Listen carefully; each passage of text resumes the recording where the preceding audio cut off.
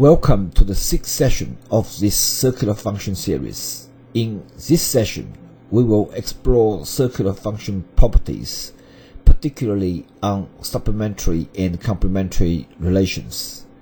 More importantly, we will learn how to apply these properties to solve circular function related questions, such as how to find its maximum and minimum values, how to apply the angle addition formula and transform them from sum to product form or vice versa, how to tackle circular function related composite functions. In this session, we will demonstrate 11 worked examples. Hello, Math Champions! I'm Dr. Chen. If you want to improve your math skills and understanding so that you gain confidence, enjoy math more, and get better results, click subscribe and hit the notification button so that you don't miss anything. Welcome to the sixth session of this circular function series. The first example is to find the maximum and the minimum values of the two given trigonometry functions. In order to find the maximum and the minimum values of these trigonometry functions, we usually transform them to a single trigonometry function if necessary. According to the given functions, addition angle formula may be used to achieve this target. As for the first question, the product form of the cosine function is transformed to its addition form. The formula for such a transformation is also shown here. So the function is transformed to half times cosine pi over 3 times cosine 2x plus pi over 3, which is further simplified to 1 over 4 times cosine 2x plus pi over 3. Based on the simplified function, the maximum value of this function obviously is 1 over 4, and its minimum value is negative 1 over 4. As for the second question, we expand the term sine x minus pi over 6 using addition formula of sine function. Then the function can be written to cosine x plus sine x cosine pi over 6 minus cosine x sine pi over 6, which equals square root 3 over 2 times sine x plus half times cosine x after being simplified. Since square root 3 over 2 can be written to cosine pi over 6, and 1 over 2 can be written to sine pi over 6, and according to the sine addition formula, the original function can be expressed to a single sine function, sine x plus pi over 6. Hence, the maximum value of this function is 1, and its minimum value is negative 1. Example 2 is to evaluate a series of cosine functions from 1 to 180 degrees. According to the symmetric property of cosine function, cosine 180 degrees minus alpha equals negative cosine alpha, which implies that cosine 180 degrees minus alpha plus cosine alpha equals 0. Based on that, cosine 1 degree plus cosine 179 degrees equals 0. Cosine 2 degrees plus cosine 178 degrees equals 0, etc. Therefore, after cancelling all the corresponding terms, the series equals cosine 90 degrees plus cosine 180 degrees, which equals negative 1. Example 3 is to evaluate a trigonometry expression. On the numerator, there is a product of tangent functions from 1 degree up to 89 degrees. There is a series of cosine squared functions at the denominator. Now let's look at the numerator first. since the tangent function times its reciprocal cotangent function equals 1, and the relation between the tangent and its cotangent function is a complementary one. Hence, tangent theta times tangent 90 degrees minus theta equals 1. Based on that, we have tangent 1 degree times tangent 89 degrees equals 1, tangent 2 degrees times tangent 88 degrees equals 1, etc. So the numerator equals tangent 45 degrees, which is 1. Now let's look at the denominator. According to the Pythagorean identity formula, as well as the complementary relation between sine and cosine functions, cosine squared theta equals sine squared 90 degrees minus theta. Hence, cosine squared 89 degrees equals sine squared 1 degree. Cosine squared 88 degrees equals sine squared 2 degrees, etc.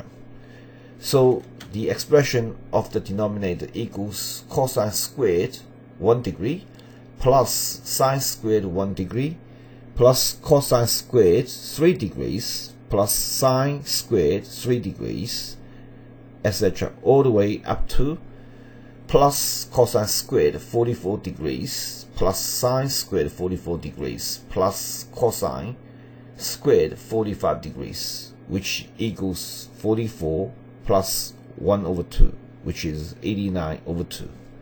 Finally, according to the above, the original expression can be simplified to 2 over 89.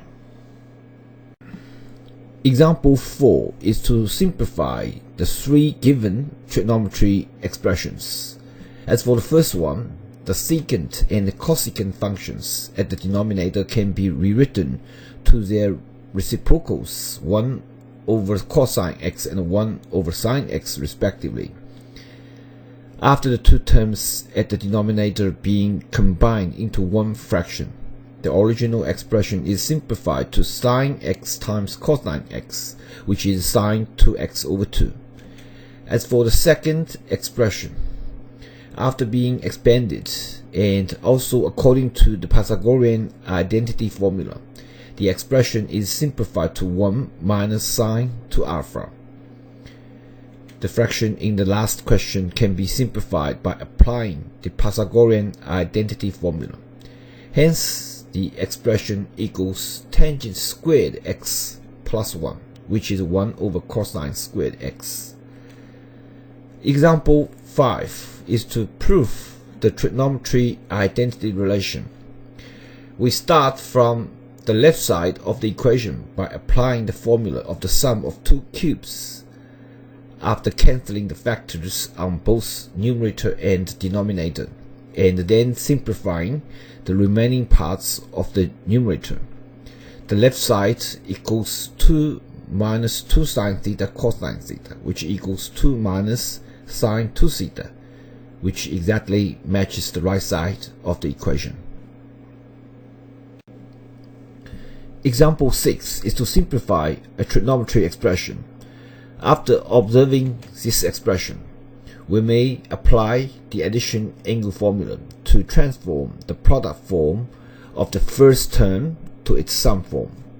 Hence, the original expression equals sine beta plus sine 2 alpha plus beta minus sine 2 alpha plus beta plus sine beta, which is simplified to 2 times sine beta.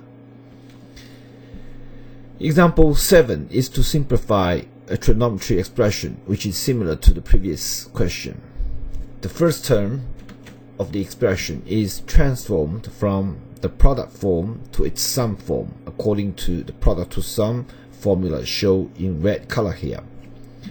Hence, the original expression equals 1 over 2 times open bracket sine negative beta plus sine 2 alpha minus beta close bracket minus 1 over 2 times open bracket sine 2 alpha plus beta minus sine beta close bracket. After being further simplified, the expression is simplified to negative sine 2 alpha times sine beta.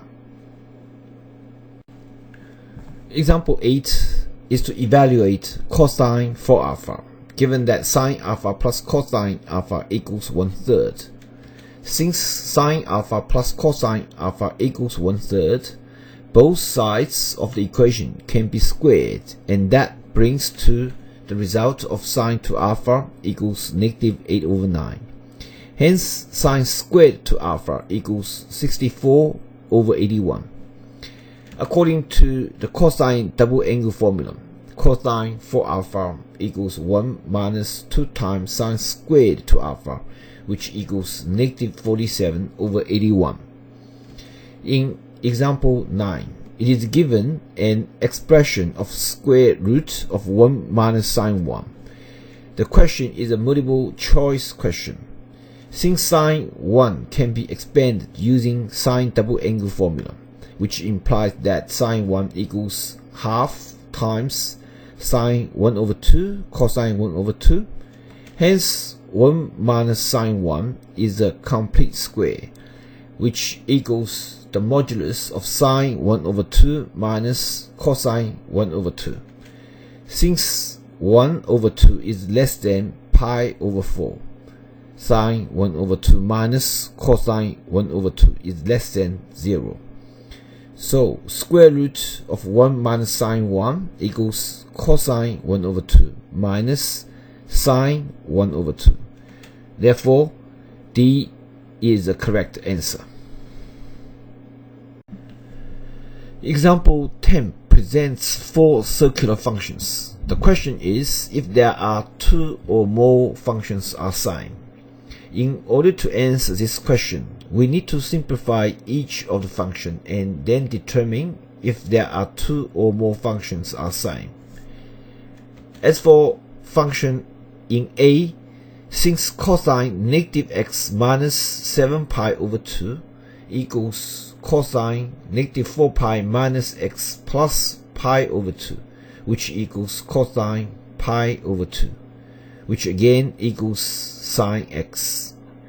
The domain of the function is all the real number. The function in B can be simplified to cosine x, and the domain of the function is also all the real numbers. The function in C can be simplified to square root 1 minus sine squared x, which equals the modulus of cosine x. Its domain is all the real number except the n pi plus pi/2, where n is an integer. The numerator in function in D is factorized and then cancelled with denominator, so it equals square root of sine squared x, which equals the modulus of cosine x, where the domain of the function is all the real number. Based on the above, it can be seen that functions C and D share the same function rule, but their domains are different. Therefore, none of the functions are sine. Example 11 is to solve an exponential equation where its index contains sine function. The domain of the equation is between 0 and pi, including both endpoints. The first step of solving this equation is to reduce the index equation to its quadratic form and then factorize it using the cross product method. After being factorized, the null factor law is applied to find the solution. When e raised to the power of sine 2x plus e equals 0, since e raised to the power of sine 2x is greater than 0, there is no solution in this case. When e raised to the power of sine 2x minus 1 equals 0, sine 2x equals natural logarithm of 1, which is 0.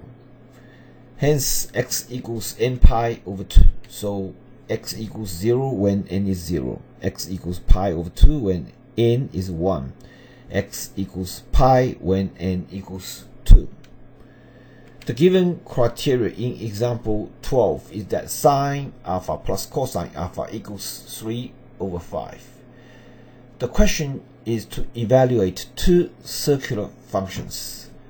As we demonstrated in the previous example, sine alpha plus cosine alpha, or in parentheses squared, equals 1 plus 2 times sine alpha cosine alpha. As for the first question, since 1 plus sine alpha cosine alpha equals 9 over 25, sine alpha cosine alpha equals negative 8 over 25.